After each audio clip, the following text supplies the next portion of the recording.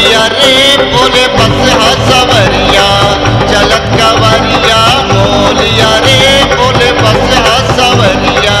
चलत कवरिया मोलिया रे बोले बसहा सवरिया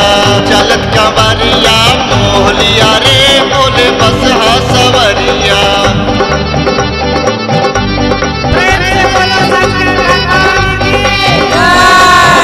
संगीत संगम रिकॉर्डिंग स्टूडियो देवरी मरैया। रोज रोज बोला बेटे भांगे तो कनिया रोज रोज बोला बेटे भांगे तो कनिया रोज रोज बोला बेटे भांगे तो कनिया भांग के सब रस ले लिया रे मेरे बसहा सवरिया भांग के सब रस ले लिया रे मेरे बसहा सवरिया चलत कवरिया मोलिया रे बोले बसहा सवरिया रोज रोज भोला खोजे भांगे के कछिया रोज रोज भोला खोजे भांगे के कछिया गौरा से भांग पिसाए लिया रे मेरे बसहा सवरिया गौरा से भांग पिसाए लिया रे मेरे बसहा सवरिया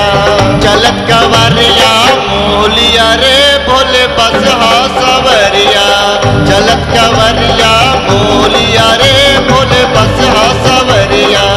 चलत कवरिया मोलिया रे भोले बसहा सवरिया।